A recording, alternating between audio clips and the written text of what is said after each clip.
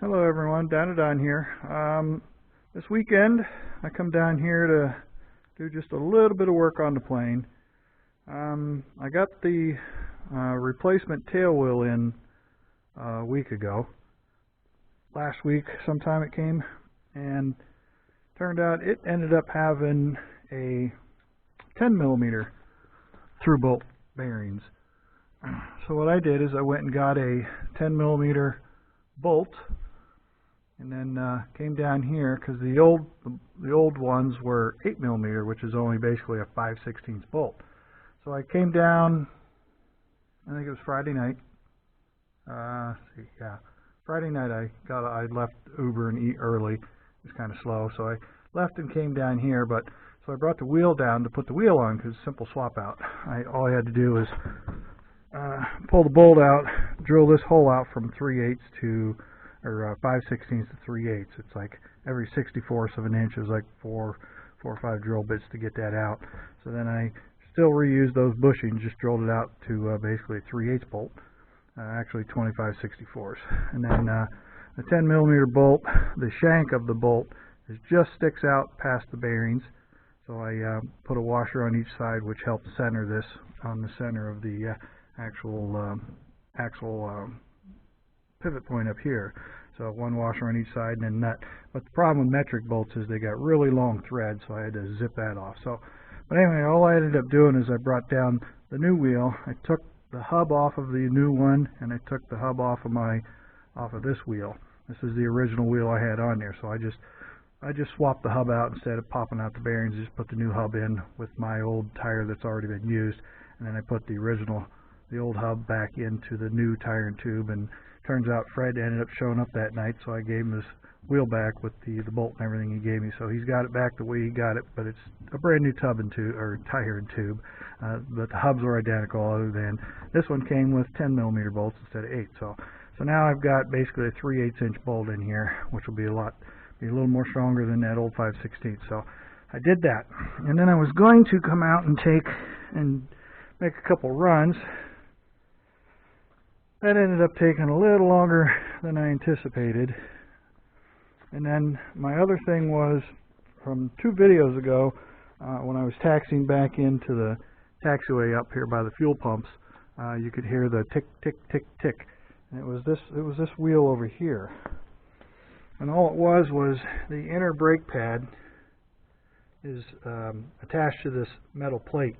It's a floater plate that the piston from the caliper pushes against it, and then this whole caliper floats on pins back here. So as the piston pushes the plate in and it hits, then it pulls this inner pad assembly against the inside and then clamps down. Well, when it was taxiing, this rotor disc, when I jack it up, I'd spin it, it had a slight wobble in it. So it wasn't concentric to the center line of the tire. So I came down and I did that, and then I forgot it was getting late, so I didn't end up pulling the wheel. But it was just this little plate. Every time it came around, I'd kind of lean on it, and it was kind of ticking back in here is all it was doing. Because when I picked it up and I'd spin it, I could see what it was doing. I could hear a real faint tick. So taxiing faster, it would have went tick, tick, a little louder. So I came back. Well, Friday I came down and I pulled this apart and took the tire home. I was going to come back yesterday, Saturday. Today's Sunday. I was going to come back yesterday and put this on, but I had other things to do. I had to help a friend, and then took the wife out to dinner for our 17th wedding anniversary. It was this past Wednesday, so took her out to dinner at Longhorn Steakhouse. So that was at 4 in the afternoon, and they were still busy. So we tried to go early to beat the crowd, but it was almost full at 4 o'clock. But we got out by 5 and back home. And it was raining, of course. So it's been raining. It started raining like Friday afternoon, on and off. Thunderstorms passing through. Thunderstorms Friday night. Yesterday, it was just thunderstorms on and off all day. Rain on and off. And then today it's been raining on and off. Right now it's clear. Not clear, but not raining. So I couldn't do anything this weekend. Tomorrow's calling for the exact same thing. Raining on and off. Thunderstorms. And then Tuesday is going to be Wednesday, Thursday, Friday is going to be beautiful sunny days. So I'll probably be back down here Tuesday night, and we'll take this thing out and get some more runs in and see if I can't get it up to speed quick enough and get in a crow hop or something. So that's what I was kind of trying to do last time. The winds on that video, it turns out, you know, if you watch my video, the sound wasn't there; it was dead. But again, this is all done back together. Oh, what I ended up doing real quick is I just took one of the bearings, hubs, wheel rims, unbolted it, turned it 180 degrees, the one on the inside, bolted it back together. But there was 20 thousandths run out on that disc when I checked it at home. And then after I flopped the rim a half a turn, 180 degrees, it was down to less than 7 thou. So that should take care of that little ticking noise that it had. And then when I spin it on here, it run pretty true. So you know, 6-7 thousandths ain't bad. But the disc, I checked the disc on my surface plate, and it was perfect. You know, I'd spin it around, and it didn't vary the thousandths of an inch. But with the wheel all together on there, it was floating 20 thousandths. So I got it down to less than half. So that should help. It wasn't a problem before. It was just something that was in my mind. It was like, man, let me take care of it, see if I can figure it out.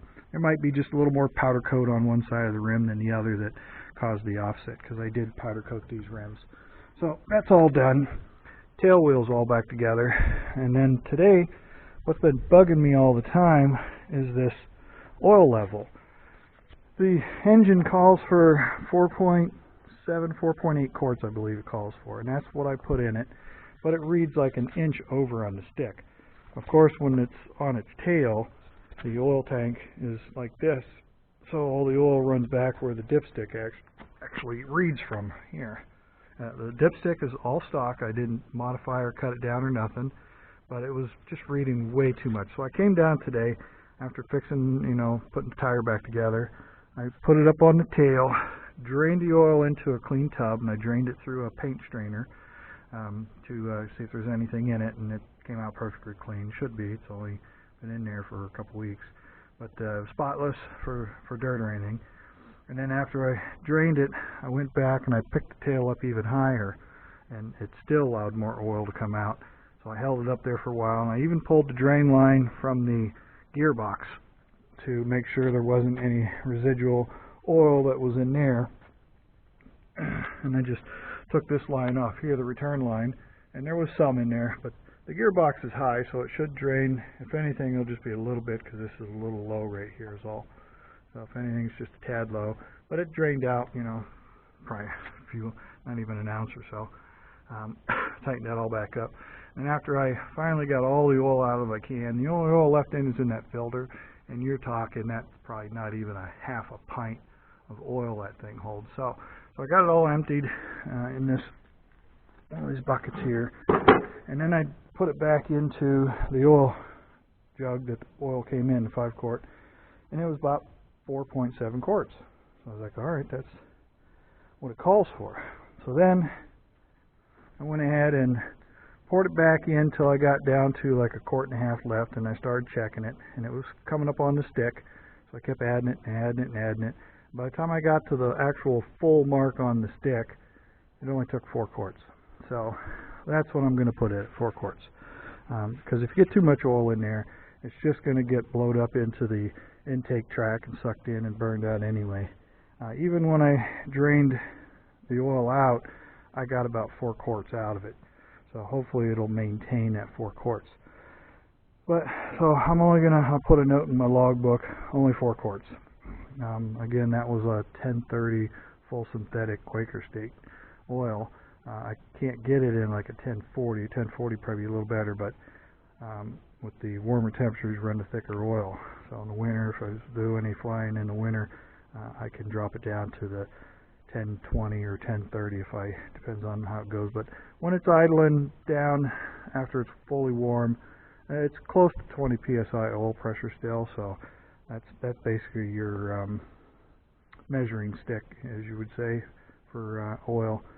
And it wasn't that hot. Today it's only probably, it's like 75 degrees is all, so it's nice, but it is humid out today. So now that I've got find out where the oil level is, when it's level, I'm going to drop the tail after this video, and then I'll let it set a minute, and then I'll check it 2 or 3 times to see how past full it will be, and that will be my measuring stick as to if I need to add oil to this plane. Otherwise, I'd have to come out every time, pick the tail up like that, and get a good, accurate reading. So 4 quarts is all she's going to get from now on, because I don't know where they can get 4.7 into this.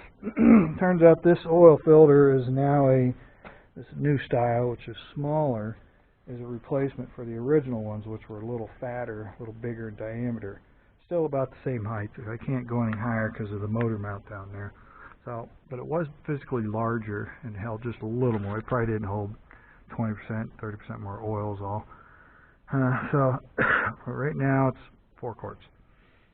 So I think that's pretty much all I got to do. I'm going to go ahead and put the cowling back on. I checked everything over again, looking to make sure there's no cracks and no leaks. There's no oil dripping anywhere, no coolant dripping, so everything's looking good. Muffler looks great. The wrap looks good. There's nothing leaking anywhere.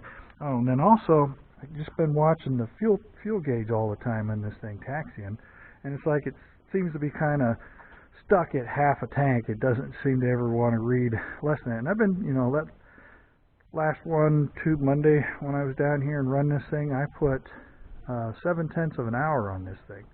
And I ended up doing 4 runs, not 3. The first one I didn't record. I just took it out to do a quick test run at low power setting, and I barely had enough throttle on it to get the tail to start coming up, so I tapped her a little more and finally got the tail up, running all the way down the runway. There was a light crosswind. It was saying 320 at 6, so it was only, you're talking 70-degree crosswind, but it was only 6. And it didn't seem to have any effect on any trouble with that. So then the second run I came around, and that would be the first one you saw on last week's video. So that run went pretty good, and then the second one, it got a little farther to the right on me on that one because I came in with the throttle harder, really hard, because I'm trying to get this thing up to speed. And I'm pushing it. The first one I started out at $3,000, and I probably ended up around 3,200. And in that second run, I just took it right to 3,500 RPM, where I know the tail will come up easy. And then at that point, the engine torque's already starting to pull you to the right before the rudder starts to become effective. And then by the time the tail comes up, I got full rudder, and then it's, I'm just stopping the thing from going to the right, and then I just slowly give it rudder to get back on center line, because you don't want to over control these rudders. I mean, the rudder is still very effective when it's working, so it takes very little input on the pedals to correct. So if you try to correct too hard, you're just going to make trouble. So it was just a gradual thing. It was fully under control. Some people get a little carried away thinking, oh my God, the plane's not under control. It's like, well, if it's not under control, it would have just ran out the damn runway. But I was under control of it. It was going, and I was kept adding and adding until I finally got stopped, let it stabilize, and then give her a little more rudder and brought her back to center, nice and easy. Got plenty of time, and there's no rush. So, and then last run, as you seen, was even better, and it was still about, I did push it 35 and then some. I was actually going probably closer to 4,000. I wanted to get the tail up, and then I didn't ease back on the throttle, just kind of held it there and kept going. And then when I did glance down at it before I pulled the throttle, I mean, it was going almost 75 mile an hour. I just glanced quick enough to see it was like so close to 75. If it wasn't 75, it was damn near it. So I was like, all right. And I was probably still holding a little bit of down elevator, again, because I wasn't looking to try and hop it yet. I still need, because I'm concentrating so much on keeping the thing straight that I'm not really seeing where I am on the field. So I got to find out and look and see if there's some kind of marker, if there's lines on the runway. I'm not sure where the center mark is.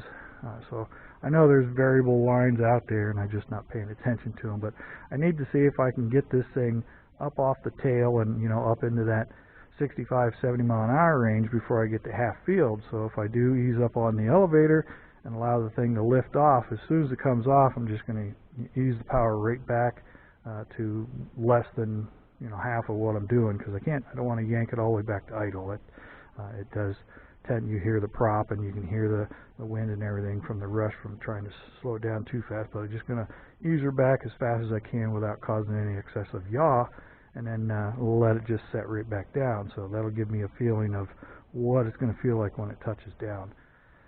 So that's what I want to get into, but I got to make sure I can do it before half field, so I got enough time to get it on the ground, get on the brakes, and get stopped.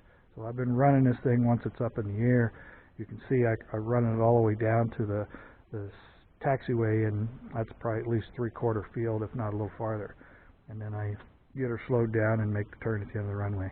But yeah, I was a little disappointed that video didn't have any sound. It was almost a 40-minute video, and I was still going to cut out all the excess taxiing.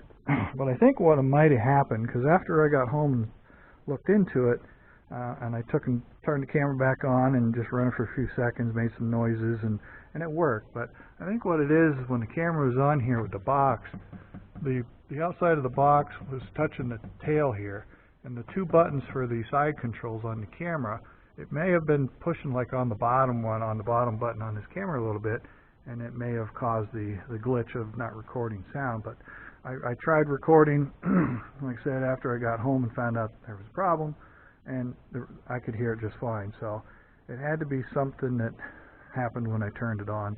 But it really wasn't nothing other than the 4 taxi runs, but I only recorded the last 3. I just went out and made 1 run, and I went to the end of the taxiway and the runway, went out, turned the camera on, got back in, fired up, and then you saw the 3 runs from that. So, but everything is looking good. But back to the fuel tank. I mentioned that I was like, this thing doesn't seem to be going down on fuel, so I was thinking I wanted to see if there was an issue with the float in here. So now that it was nice and level, I grabbed a chair, stepped up on there and looked, and basically the whole sump is clear full. It's just like not a 1/4 inch below the seam, because the sump isn't as big as the tank, but it's deep and wide and comes up to where it's kind of flush with the top of the fuselage frame is right here, and then the top of this tank holds the rest of the fuel. But looking at the float's in there perfectly floating, turn the thing on, and it's about 3/8 of a tank, so it is under half tank when it's level. And I'm not paying attention to it when I'm taxiing because I'm just concentrating on keeping the thing straight down the runway. But it seems to be working fine. But when the tail's up, it goes from a half tank to about 3/8 of a tank, which is I can expect. So it'll kind of give me a gauge of what to do. So what I'd like to do is get down here sometime, do this, pick the tail up, empty the tank, pour in a gallon, see what the gauge says, pour in 2 gallons, so forth, and then see how many gallons are in at what level. Because once you get up into this bigger chamber, it's going to reflect there's probably more fuel in this top chamber than in the sump, even though the sump's pretty good, because like I said, this thing holds 15 gallons. So, all right, commenters, again, appreciate everybody taking the time to watch the videos and the people that are leaving comments. But I'm still getting some of these guys that are coming in and just, nagging, oh, the thing's never going to fly, blah, blah, blah, blah, in your wildest dreams, stuff like that. So I've warned them. I told them, this is your warning. If you keep it up, I'm just going to block you, and then you're not going to be able to leave any comments. You can watch the videos, but if you're saying, oh, I'm tired of watching this, well, then I guess I ain't going to see you again. Bye-bye. This channel's not for you. So it's not your plane. It's mine, and I'll take my sweet-ass time as I pit. Feel free to, So, but if you start giving other commenters attitude, you're going to get blocked just as well as if you're giving me an attitude. So I don't want to do it, but you guys don't leave any choices. You always got to have some idiots out there that armchair warriors living in mama's basement, like they say. So, all right, well, I'm going to button this thing up, put the tail down, recheck the oil, recheck the fuel again, see what it says, and then close everything up and go home, because it's just going to keep on raining today. It's been dry the whole time I've been here. The winds have been, the windsock is right out of the west where the runway, basically in line with the runway. Now the winds are down about half, but it was pretty much full. You're talking 15 to 18 mile an hour, just steady gust. So right now you're probably 8 to 10, and now it's swinging around to the northwest more. But it was right down the runway, and it's pretty breezy if you're staying out there, but it's just all kinds of low ceilings. I did hear a plane. Look at that big cloud there building up, but there's more. It's supposed to keep on storming this evening, tonight, and into tomorrow. So again, I will be down here probably Tuesday night, because it's supposed to be a beautiful day. It's only supposed to be in the 70s all week, as low as 70 for a high, and as high of 75 or 76 right up through Friday. So I'll try and get down here Tuesday and do some more runs. hopefully I'll put the camera back on the tail, and I'll start the camera first and then put it in the box to try and keep it from doing what it did before. Maybe I will do 1 or 2 runs and then stop and check it, see if it's and then stop the camera and restart it, and then just see if we can't catch one that doesn't screw up. But I can modify the buttons on the box that this camera goes in. I can take the buttons off so they won't hit. I can't put it any farther out, and I don't want to add any extensions to it because I don't want that vibration coming back and distorting the image. But those videos were really nice. I mean, there was no doubt when this nose came down, you could see it in the video, so I was happy. That's what I wanted to see. So hopefully I don't have to fiddle with the camera anymore, other than making sure that it starts good. There's no way to tell if it's recording sound or not. So, but I'm going to button this thing up, call it a day, go home, and then I'll come back. I'll probably stop and get some more gas to bring and put in there. Seeing as how it is down under half tank, it's probably maybe 7 gallons in there, which is still plenty if there was a problem and I get it up and I'm not able to land. I'd have to do a go around, then I'd still have plenty of fuel to do that. I'm not afraid of flying the thing when it's in the air. It's just a matter of not knowing how it's going to handle on landings and such like that. If I can get in some nice short little crow hops, just get it off the ground far enough, get the plane stabilized, pull the throttle back, and just let her come down. Get a couple of them in to see what it feels like when it touches down. Make sure it's not going to do anything funny at that slower speed. With flaps, I should be able to land 10 or 15 mile an hour slower than what I'm doing, but the 75 mile an hour, I believe, is more than enough for this thing to come off the ground. If I was to pull back on the stick, I'm pretty sure it's going to jump in the air, but you're going to be probably in that marginal zone, especially I'm still only running 3/4 throttles, 4,000 RPM, and it'll go to 6,000. So it was like still got 2,000 RPM of engine left. So it's got a lot more power, a lot more torque to go. But peak torque is 4,400 RPM. So 4,400 RPM is probably going to be the worst scenario for torque steer with this engine. So, all right, folks. Again, as always, feel free to leave any comments, questions, concerns, and I will answer them as they come through. Seems like the last video is kind of run its course for comments, and so, but I keep checking them. And again, if you're not familiar with my channel, when I read your comments, I always give you a thumbs up, and that's to let you know that I read it, I saw it. So, and then when I look at them, the thumbs up always shows a black one, and I know that they're mine. If I don't leave a comment, it won't thumbs up, it won't turn black. So every one I see, I'll give you at least a thumbs up if it doesn't warrant a reply, or if I feel like I want to pass something on, then I'll leave a reply or a comment in return. So, okay, folks, that's it. I'm out of here. I'm going to button this thing up, head for home. All right, so hopefully, again, I'll be back on Tuesday, and we'll get a couple more runs down the runway.